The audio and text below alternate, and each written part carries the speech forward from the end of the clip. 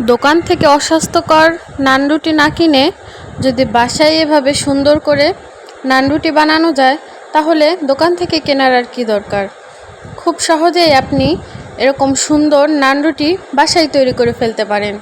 এর জন্য আপনাকে 2 কাপ পরিমাণ আটা, তার সাথে কিছুটা পরিমাণ চিনি, আর তার সাথে নিয়ে নিতে হবে পরিমাণ মতো ইস্ট পাউডার। এর সাথে আপনাকে অ্যাড করতে হবে স্বাদমতো লবণ।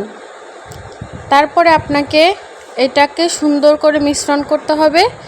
আর এর আগে আপনাকে একটু খাবার তেল, রান্নার তেল দিয়ে নিতে হবে। এবার এগুলো দিয়ে সুন্দর মথে নিতে হবে। এটা ভালোভাবে মিক্সড না করলে দেখা যাচ্ছে যখন আপনি করতে যাবেন, এটাকে একটা পারফেক্ট ডো করতে যাবেন, তখন এটা দলা পাকিয়ে যেতে পারে বা সব কিছু পারফেক্টভাবে মিক্সড নাও হতে পারে। এই কারণে আপনাকে আগে থেকেই এটা সুন্দর করে পুরো ময়দাটার মধ্যে মিক্সড করে নিতে হবে। সুন্দর করে মিক্সড হয়ে গেলে আপনাকে এটা পারফেক্ট একটা ডো তৈরি করতে হবে। মিক্সড হয়েছে কি না সেটার জন্য আপনাকে এভাবে মুঠি করে দেখে নিতে হবে যে আদৌ এটা পারফেক্টভাবে মিক্সড হয়েছে কি না। এবার আপনাকে কুসুম গরম দুধ দিয়ে এটাকে সুন্দর করে মথে নিতে হবে।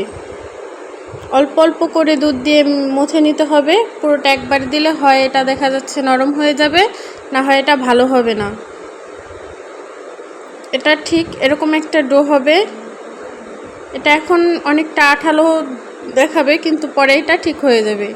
এই সময় আপনাকে উপর দিয়ে একটু তেল দিয়ে এভাবে করে চেপে এটাকে ঢেকে দিতে হবে আধ ঘন্টার জন্য।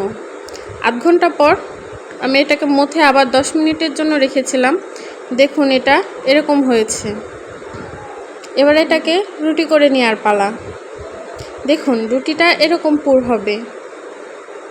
এবার লো আঁচে এই রুটিটাকে ভেজে নিতে হবে। খেয়াল রাখতে হবে এটা যেন খুব হাই হিটে ভাজা না হয়, তাহলে উপর দিয়ে দেখা যাচ্ছে কুক হয়েছে দেখা যাবে, কিন্তু ভিতর দিয়ে কাঁচা থেকে যাবে।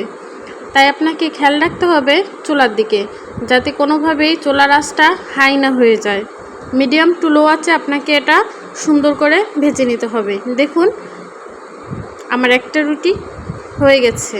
এবার আমি আরেকটা নান রুটি এর উপর দিয়ে দেব। এভাবে আমি আস্তে আস্তে সবগুলো নান রুটি ভেজে নিয়েছি। দেখুন আমার নান রুটিগুলো কতটা পারফেক্ট হয়েছে। আপনি চাইলে খুব সহজেই বাসায় এভাবে তৈরি করে নিতে পারেন নান রুটি।